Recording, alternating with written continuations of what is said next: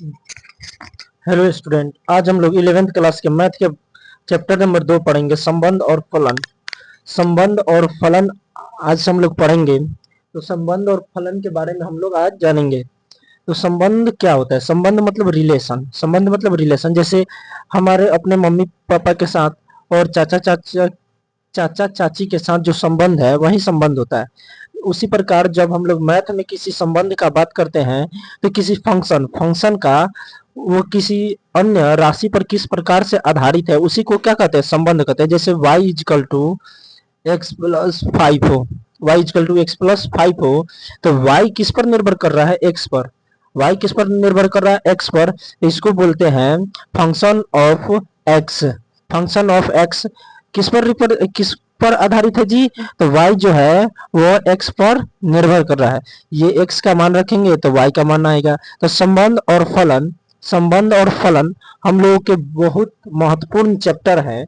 ये दोनों चैप्टर हम लोगों को 12th क्लास में भी बहुत ज्यादा काम में आएंगे। यहाँ पर हम लोग संबंध और फलन के रिलेशन और फंक्शन के बीच में हम लोग क्या देखेंगे? रिलेशन और फंक्शन के बीच में कुछ संबंध देखेंगे। मतलब क्या है? रिलेशन और फंक्शन के कुछ बेसिक कॉन्सेप्ट पढ़ेंगे यहाँ पर, क्योंकि 12th में इसका प्रयोग बहुत ज्यादा होता है। यहाँ पर सिर्फ इसका क्या करते हैं? यहाँ पर हम लोग इसका कुछ मूलभूत या फाउंडेशन देखते हैं। फाउंडेशन मूलभूत कुछ गुण देखते हैं। तो रिलेशन समझ में आ गया। रिलेशन क्या है? y का मान किस पर निर्भर करता है? x पर निर्भर करता है। इसी को रिलेशन कहते हैं। किसी फंक्शन किसी चीज पर किस प्रकार से निर्भर है वही उस फंक्शन का संबंध कहलाता है। फंक्शन और संबंध दोनों एक ही तरीके से एक ही चीज है। अब एक क्रमित युग्म जो होता है, जैसे हम लोग देखते हैं A B equal to B C, ये दिया हुआ है। BC या CD ये दिया हुआ है। तो ये दोनों क्या है? क्रमित युग्म है। क्रमित युग्म, और अगर क्रमित युग्म बराबर है तो A इजिकल टू क्या हो जाएगा? C हो जाएगा, और B equal to B D हो जाएगा। तो क्रमित युग्म का हम लोग का ज्यादातर प्रयोग कॉम्प्लेक्स नंबर में होता है। कॉम्प्लेक्स नंबर चैप्टर है 11th क्लास में, उसका प्रयोग हम लोग को क्रमित युग्म उसमें बहुत ज्यादा पढ़ने में आएंगे। क्रमित युग्म के बारे में हम लोग को श्रमिक चैप्टर में पढ़ना है। तो ये जो तुम लोग कार्तिक ना क्रमित युग्म है, क्रमित युग्म का क्या होता है? क्रमित युग्म ये जो अथी है युग्म है, इसके अगर बराबर है तो ये क्या हो जाएंगे? दोनों इक्वल हो जाएंगे। अब है कार्तिक गुणन। कार्तिक गुणन मतलब ए क्रॉस बी किसी एक समुच्चय के दूसरे समुच्चय में क्या करते हैं? गुणनफल करते हैं, क्रॉस कराते हैं, तो क्या निकलता है? कुछ निकलता है। जैसे मान के चलिए ए बी आया, ए बी, जहां पर सच डेट मतलब ये जो है कहां से है? ए जो है वो ए से है, और बी जो है कहां से है? बी से है। इस प्रकार से रहे तो हम इसको क्या कहेंगे? ये समुच्चय निर्माण के रूप में रहे तो ए का पहला पद क्या है? अगर ए क्रॉस बी आया तो ये हो जाएगा ए बी। तो ए इसमें क्या बता रहा है? जो ए है, ए का पहला युग्म क्या है? ए का युग्म है, मतलब ए का अवयव क्या होगा? छोटा ए होगा, और बी का अवयव छोटा बी है। मतलब यहाँ पर कह रहा है कि छोटा ए कैपिटल समुच्चय ए से आया है, और बी जो है समुच्चय बी से आया है, ये बता रहा है। तो कार्तिक गुणन के लिए जैसे हम देखते हैं ए इजकल टू एक दो, ये कथी है? क्रमित युग्म है। और बी इजकल टू क्या हो? ए बी हो। बी इजकल टू ए बी, इसका अगर ए क्रॉस बी निकाले, ए क्रॉस बी, तो ये क्या हो जाएगा? ये पहले साथ बनेंगे तो ये हो गया एक दो, एक और ए। उसके बाद क्या होगा? ये हो जाएगा तुम्हारा एक दो। उसके बाद हो जाएगा तुम्हारा एक और बी। उसके बाद क्या हो जाएगा? दो ए। उसके बाद क्या हो जाएगा? दो बी। ये हो गया दो स्मॉल बी। ये हो गया तुम्हारा ए क्रॉस बी हो गया। कार्तिक गुणन का मतलब होता है क्या? क्रॉस कराना, मतलब क्या करना? मल्टीप्लाई करना। तो इसके पहले से इन दोनों में गुना किए, दूसरे से इन दोनों में गुना किए, तो ये बना। तो इससे हम लोगों को पहला पद जो होगा ना, पहला पद ऑलवेज होगा किससे? ए से, और दूसरा पद होगा तुम्हारा हमेशा बी से। क्या होगा जी? बी से। जहां पर अगर यही पूछ दे ए बी ए सी, और हो जाए तुम्हारा क्या? ए डी बी और डी सी, ये हो जाए तो इसके ए क्रॉस बी है। तो ए के अवयव क्या होंगे जी? ए के अवयव, तो ए का अवयव हो जाएगा तुम्हारा क्या? इसका पहला पद ए है तो ए को लिखेंगे तो ए हो गया। दूसरा पद क्या हो जाएगा? डी है तो डी हो गया। अगर वहीं बी का अवयव पूछे, बी का अवयव, तो बी का अवयव हम लोग कैसे मालूम करेंगे जी? तो दूसरा जो होगा, दूसरा वो बी का होगा, वो दूसरा क्या होगा? बी का होगा, तो बीसी हो जाएगा। ये हो जाएगा बीसी समुच्चय का, बीसी क्या हो जाएगा? हो जाएगा। अब है अंतराल। इसके पहले वाले चैप्टर में हम लोग अंतराल के बारे में पढ़े थे, लेकिन यहाँ पर कुछ खुल के हम लोग यहाँ पर पढ़ेंगे, अच्छे से पढ़ेंगे,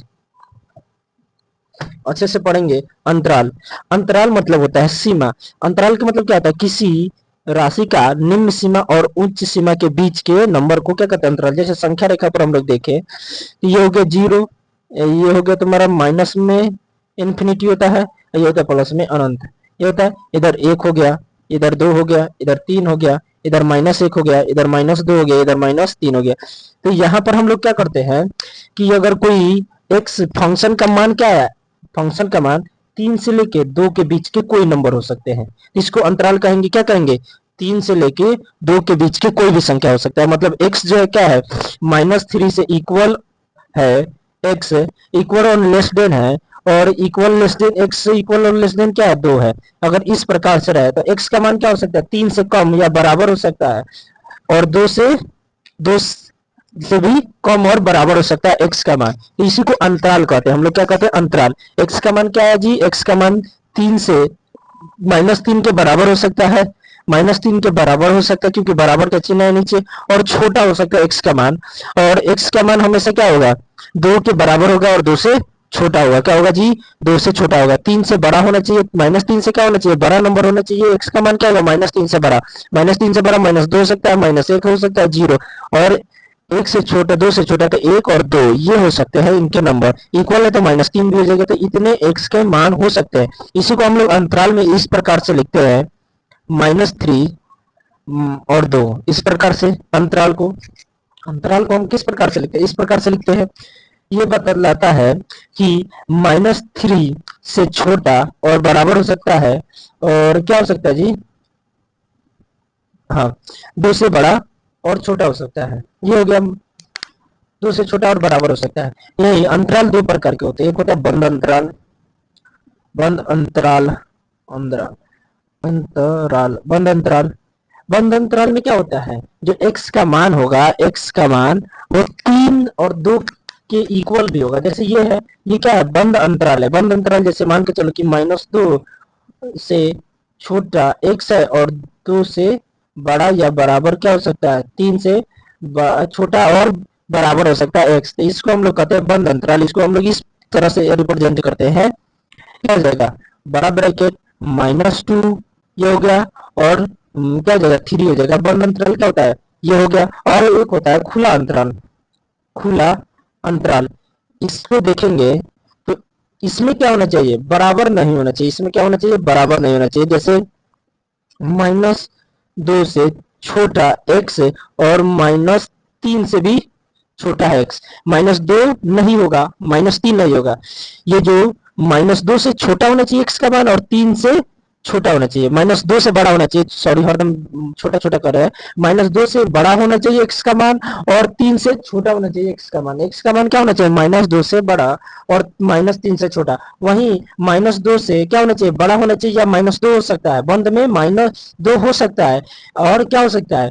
-3 हो सकता है, और उससे छोटा नंबर लेंगे। और यहाँ पर जो होता है, -2 को नहीं लेंगे, -2 से बड़ा अंक ही लेंगे, और 3 को नहीं लेंगे। तो इसमें क्या आएगा? -1, 0, 1, 2, बस यही नंबर आएंगे। लेकिन इसमें क्या रहता है? 3, 2, 0, 1, 2 ये सब आएगा। -2 भी आ जाएगा, -1 भी आ जाएगा, 0 भी आ जाएगा, 1 भी आ जाएगा, 2 भी आ जाएगा, और 3 भी आ जाएगा।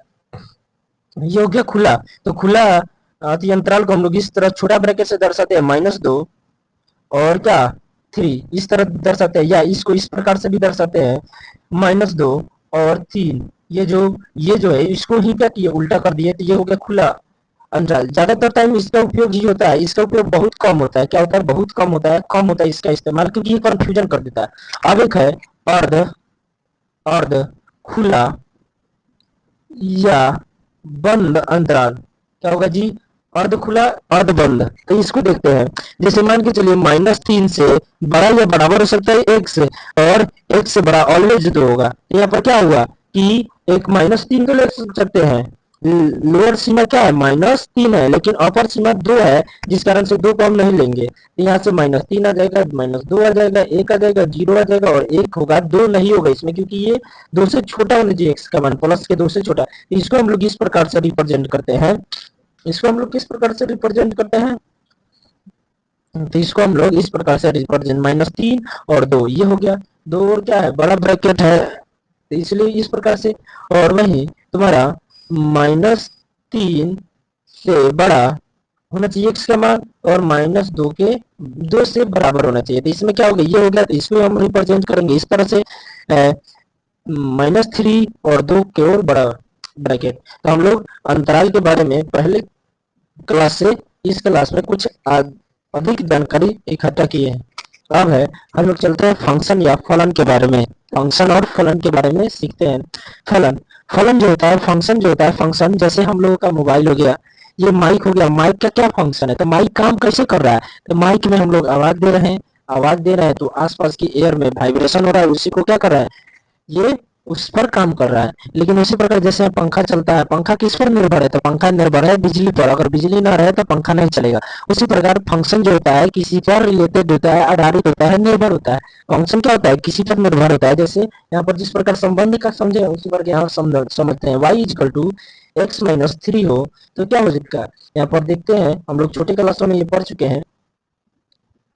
इस प्रकार से अगर हम x का मान कुछ रखें, x और y, x का मान अगर 2 रखेंगे, 0 रखेंगे तो y का मान -3 आएगा। x का मान अगर 1 रखेंगे तो y का मान -2 आएगा। x का मान 3 रखेंगे तो y का मान 0 आ जाएगा। ये y का मान किस पर निर्भर कर रहा है, तो x के पर निर्भर कर रहा है। x ही बताएगा कि y का मान क्या होगा, x ही बताएगा क्या है कि y का मान क्या है। इसलिए फंक्शन जो होता है किसी पर निर्भर होता है उसी को फंक्शन कहते हैं। फंक्शन क्या होता है, किसी पर निर्भर होता है उसी को फंक्शन कहते हैं।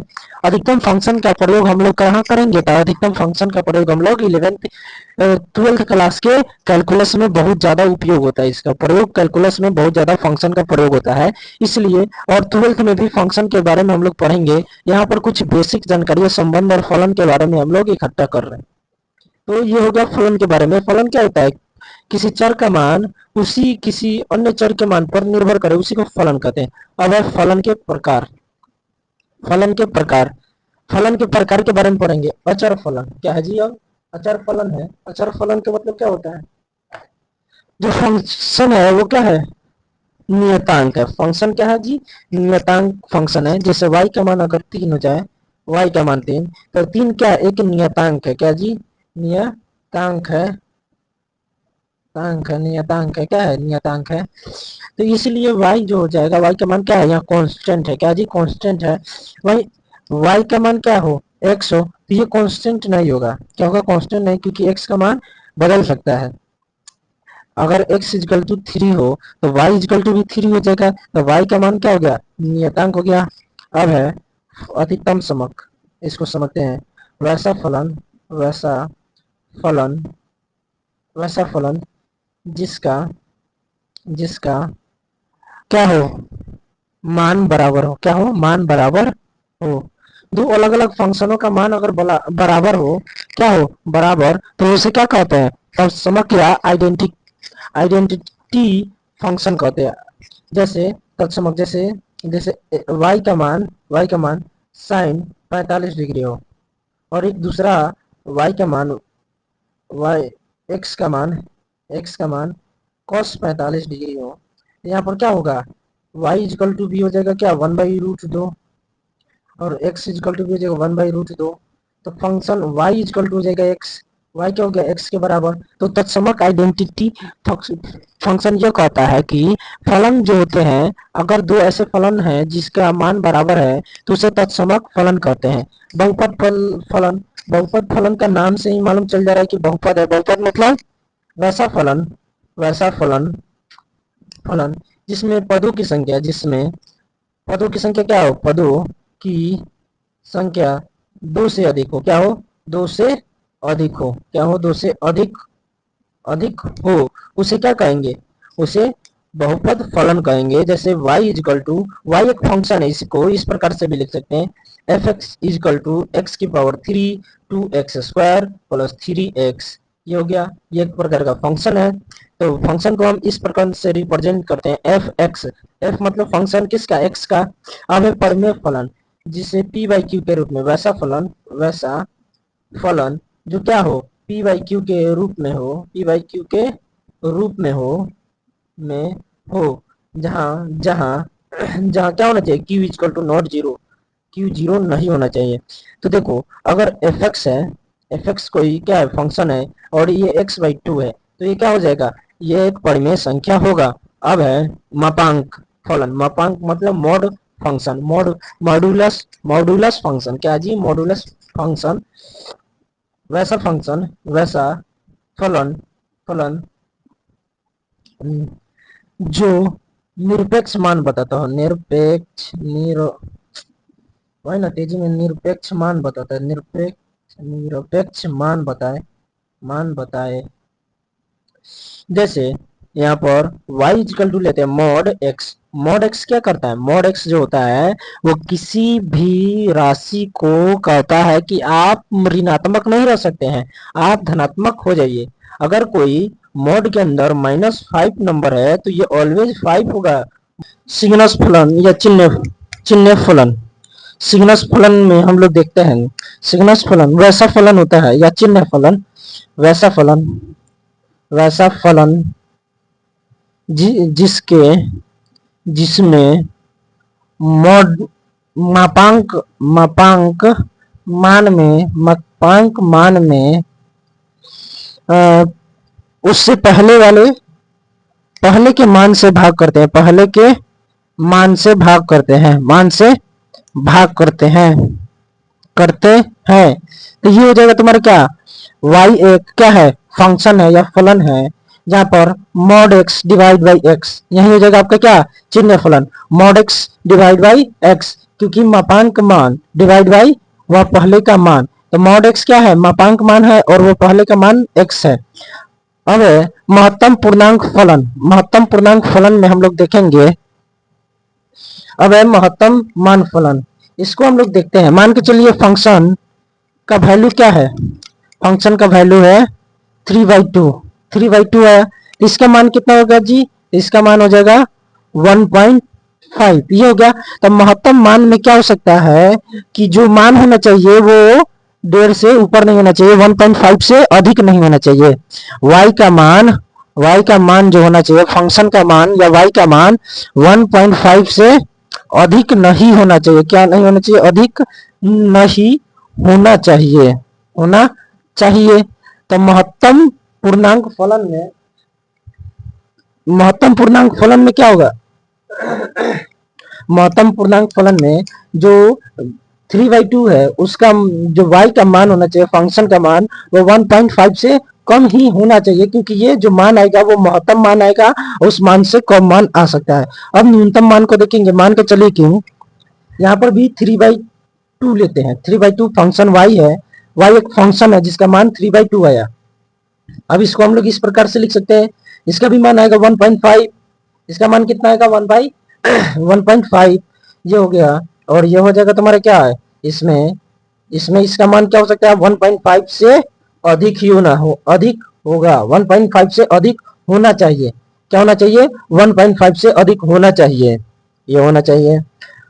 इसमें दिक्कत नहीं, महत्तम फलन और न्यूनतम फलन में ये जो दोनों टॉपिक है ना, बहुत क्या है, जरूरी टॉपिक है। यहाँ पर ही भी लेते हैं एक मान के चलो कि y का मान जो है, y का मान -3/2 है, और ये क्या है, महत्तम में से है, महत्तम फलन है, महत्तम फलन। तो इसका मान आ जाएगा कितना, 1.5 माइनस में। तो y का मान कितना होना चाहिए, y का मान 1 होगा, -1 होगा कि -3 होगा, इन दोनों में से क्या होना चाहिए, दोनों में से क्या होना चाहिए कि -2 होगा, बताओ। इससे कम होना चाहिए, इससे कम क्या होगा जी, -2 हो सकता है या -3 हो सकता है, इससे ज्यादा नहीं, क्योंकि माइनस में जो कम वाला वैल्यू होता है वही बड़ा होता है, क्या होता है, वही बड़ा होता है, और माइनस में जो अधिक वैल्यू होता है वो कम होता है। तो ये दोनों में से हो सकते हैं कोई। तो महत्तम वैल्यू क्या हो सकता है जी, -1.5 का, तो ये हो सकता है तुम्हारा 2। अब है त्रिकोणमितीय फलन जैसे किसी फंक्शन का मान sin x आया, sin x, तो यहाँ पर क्या है, जो y का मान है वो x के मान पर डिपेंड करता है, तो y का मान क्या हो गया, ये त्रिकोणमितीय अनुपात है, इसलिए इस प्रकार से होंगे फलन। जैसे y का मान क्या हो सकता है, cos x भी हो सकता है, ये सब क्या है, त्रिकोणमितीय फलन। अब वर्गमूल फलन जो होना चाहिए y इक्वल टू क्या हो सकता है, रूट अंडर x, ये हो सकता है। वर्गमूल फलन में क्या हुआ, y इक्वल टू क्या हो सकता है जी, रूट अंडर x हो सकता है। तो वर्गमूल फलन में लिख सकते हैं वैसा फलन, वैसा फलन जिसका मान क्या हो, जिसका मान रूट में हो, क्या हो जी, रूट में हो, उसे क्या कहेंगे जी, वर्गमूल फलन। और घातीय फलन, चर घातीय फलन में हम देखते हैं वैसा फलन जिसमें जिसमें क्या करते हैं हम लोग, जिसमें चर के घात के बारे में, चर के घात के के रूप में पढ़ते हैं, के रूप में पढ़ते हैं। जैसे मान के चलिए y इक्वल टू एक्स की पावर 4, ये क्या हो गया, एक फंक्शन हो गया जो चर का क्या है, पावर 4 है। अब फलन ये लघु लॉग का लॉग फंक्शन है, log function y equal to क्या हो गया, लॉग x हो जाएगा, क्या हो जाएगा जी, y equal to log x। वैसा फलन जिसमें क्या है, लॉग है, उसे लॉग फलन कहते हैं। व्युत्क्रम फलन वैसा फलन जो क्या हो, व्युत्क्रम हो, क्या हो जी, व्युत्क्रम हो। जैसे y इक्वल टू एक्स, तो या क्या हो सकता है, y इक्वल टू 1/x, ये हो, तो ये क्या हो गया, व्युत्क्रम हो गया। तो y का वैसा फलन जो क्या हो, व्युत्क्रम अनुपाती है। आवर्ती फलन मतलब वैसा फलन जो बार बार है, वैसा फलन वैसा वैसा वैसा फलन जो दोहराए, क्या हो जी, दोहराते हैं, उसे आवर्ती फलन कहते हैं। क्या कहते हैं जी, आवर्ती फलन कहते हैं। क्या कहते हैं, आवर्ती फलन। अब है सम फलन, यहाँ पर त्रिकोणमितीय फलन के प्रतिलोम में थोड़ा गड़बड़ी है। ये हो सकता है तुम्हारा y, इसको इधर देखते हैं, y equal to sine inverse x, ये क्या हो सकता है, प्रतिलोम का त्रिकोणमितीय प्रतिलोम का रूप हो सकता है। ये सब नहीं होगा, ये तो ये हो जाएगा तुम्हारा सम के लिए, ये हो जाएगा सम प्रतिलोम के लिए, सम फलन के लिए। ये हो जाएगा तुम्हारा इनवर्स प्रतिलोम के लिए, इनवर्स त्रिकोणमितीय प्रतिलोम के लिए क्या होना चाहिए, साइन या कॉस का मान y इक्वल टू कॉस है भाई, कॉस -1 x के रूप में होना चाहिए। यह हो जाएगा तुम्हारा इनवर्स रूप। अब है सम फलन, सम फलन में क्या होना चाहिए, तो सम फलन जो होता है वैसा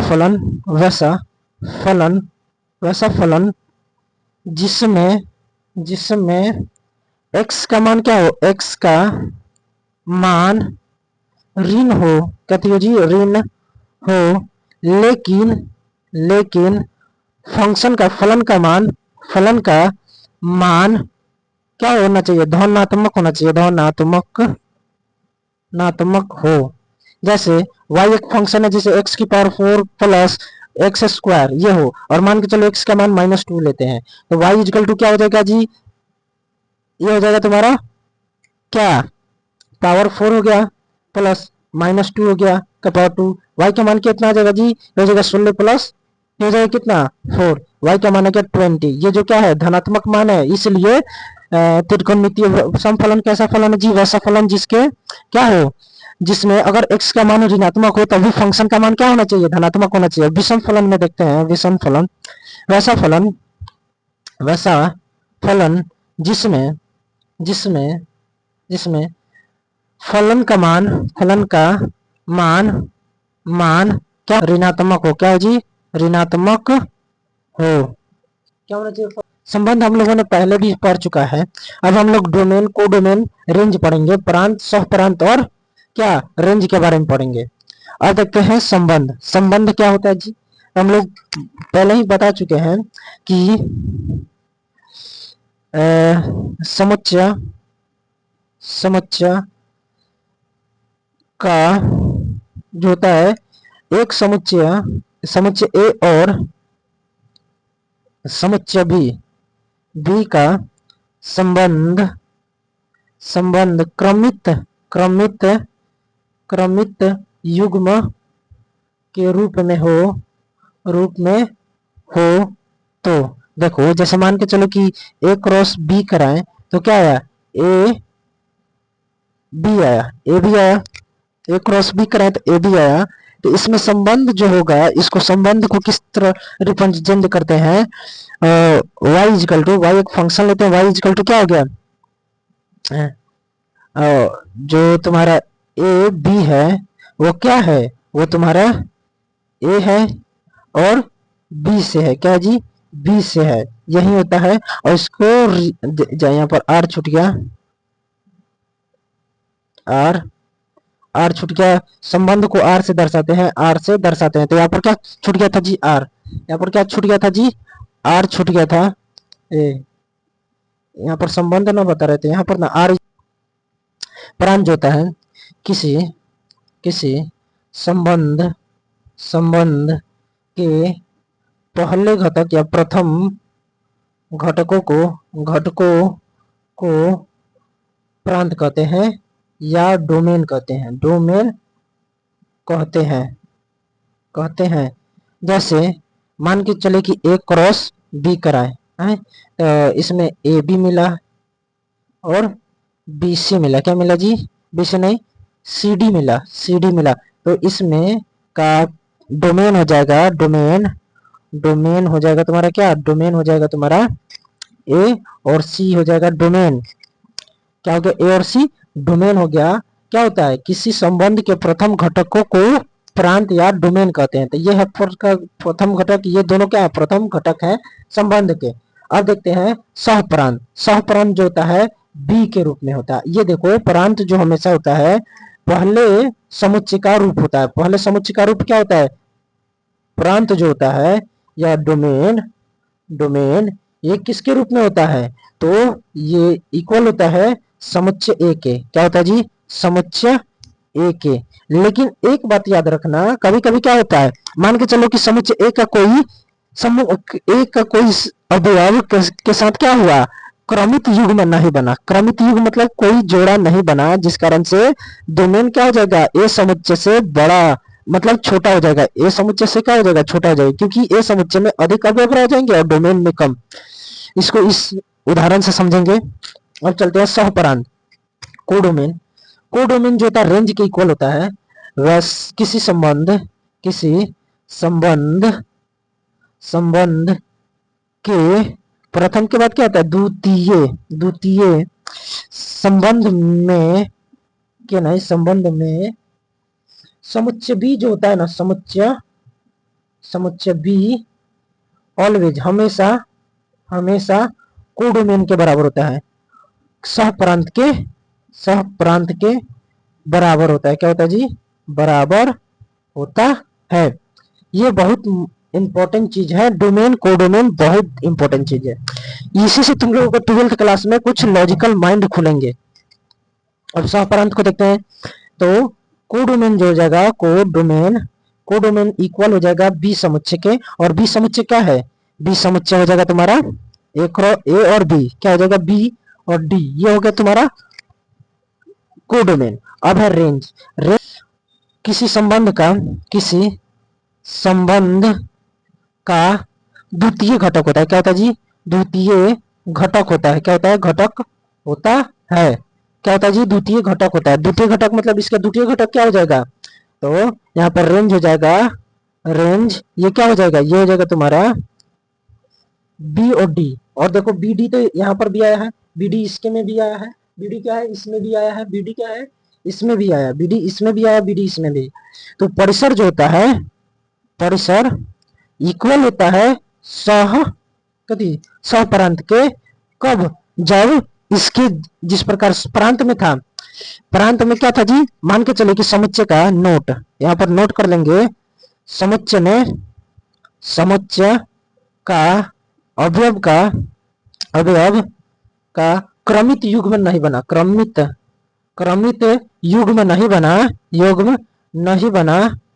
बना, तो क्या होगा, तो ये दोनों इक्वल नहीं होंगे, तो परिसर और रेंज दोनों बराबर नहीं होंगे। क्या होंगे जी, बराबर नहीं होंगे, यह बात याद रखना। अब थोड़ा देखते हैं एक क्वेश्चन, जिससे इस तीनों टॉपिक के बारे में हम लोगों को गहन अध्ययन कर लेंगे। कह रहा है कि समुच्चय ए है और समुच्चय बी है।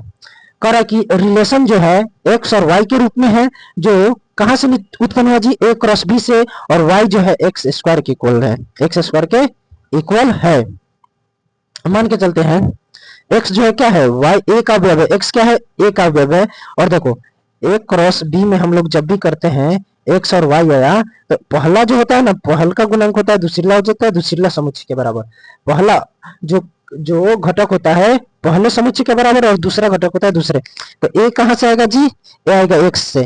तो एक्स का मान क्या हो जाएगा जी, ये आ जाएगा -2 -1 0 1 2 3 हो जाएगा।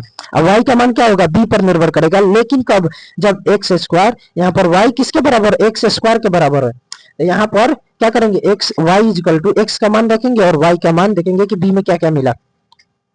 तो y का मान कितना रखने पर जी, 2 रखने पर, तो -2 का स्क्वायर हो जाएगा 4।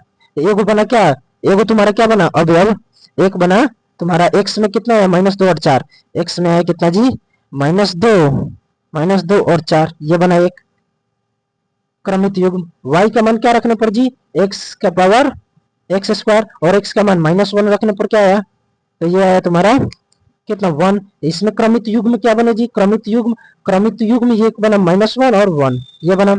अब देखते हैं y equal to x square है, अब यहाँ पर मान रखते हैं 0, तो 0 का ऑल स्क्वायर ऑलवेज 0, तो इसका क्रमित युग्म बनेगा 0 0 का, ये हुआ।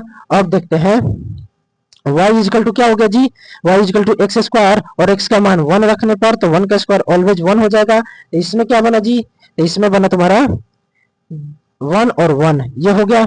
अब y x का मान 2 और 3 रखना है, x का मान y इक्वल टू क्या हो गया, x square equal to y का मान x का मान 2 रखने पर 2 का स्क्वायर 4, तो क्रमित युग्म बन जाएगा तुम्हारा किस रूप में, क्रमित युग्म बनेगा तुम्हारा 2 और 4 के रूप में, ये हो गया। और y का मान x स्क्वायर, x का मान 3 रखने पर 3 का स्क्वायर हो गया 9। क्रमित युग्म कैसे बनेंगे, क्रमित युग्म बनेगा तुम्हारा 3 और 9 के रूप में। पेन खत्म हो गया, 9, ये हो गया 3 और 9 के रूप में। अब देखते हैं इसका रोस्टर रूप कॉमन क्या है, देखते हैं x और y के रूप में, x y ये कौन कौन है जी युग्म में इसके, एक है -2 -4 -2 दूसरा है क्या जी, दूसरा है -1 1 और 1, ये हो गया। तीसरा है क्या जी, तो 0 0, तो तीसरा है 0 0, और चौथा क्या हो जाएगा जी y, चौथा क्या हो जाएगा जी, चौथा है तुम्हारा 1 1, चौथा हो गया 1 और 1, ये हो गया। पांचवा हो जाएगा तुम्हारा कितना जी, 2 4, ये हो गया। छठा क्या हो गया जी, छठा हो जाएगा तुम्हारा 3 9, ये हो गया। अब तुम्हारा डोमेन और को डोमेन निकलते हैं। डोमेन जो हो जाएगा, डोमेन ये किसके बराबर हो जाएगा, पहले गुणांक का, तो डोमेन हो जाएगा -2 और हो जाएगा तुम्हारा -1 के बाद 0 और हो जाएगा 1 2 3, ये हो गया डोमेन। ये अब निकलते हैं को डोमेन, क्या निकलते हैं, को डोमेन निकालते हैं, तो ये हो जाएगा तुम्हारा कितना जी, तो ये होता है को डोमेन ऑलवेज क्या होता है, तो बी समुच्चय के बराबर होता है। बी समुच्चय क्या होगा जी, तो 0 1 2 3 4 5 6 7 8 9 10, ये हो गया। और तुमको रेंज निकलते हैं, रेंज या परिसर निकलते हैं डायरेक्ट। परिसर क्या हो जाएगा जी तुम्हारा, तो दूसरा गुणांक होता है, तो ये हो गया 4 1 0, एक दोबारा नहीं लिखेंगे, जो एक बार लिख लेते हैं उसे दोबारा नहीं लिखेंगे, 4 भी यहाँ पर दोबारा गया 9, तो ये क्या हो जाएगा जी 0 1 4 9, इस प्रकार से लिख सकते हैं। अब आपको इधर उधर भी लिखेंगे तो कोई दिक्कत नहीं है। ये किस रूप में है, रोस्टर रूप में, रोस्टर रूप में, या रोस्टर रूप में यहाँ पर स्पष्ट दिखाई दे रहा है रेंज और कोडोमेन में, और इसमें भी। तो ये था हमारा आज का लेक्चर नंबर 1 है। लेक्चर नंबर 2 में फंक्शन के बारे में जानेंगे, फंक्शन के कोडोमेन और रेंज के बारे में। फंक्शन के डोमेन, कोडोमेन और रेंज के बारे में हम लोग कल के वीडियो में जानेंगे। आज का वीडियो कुछ लंबा हो गया, तो मिलते हैं कल फलन के कुछ डोमेन के साथ।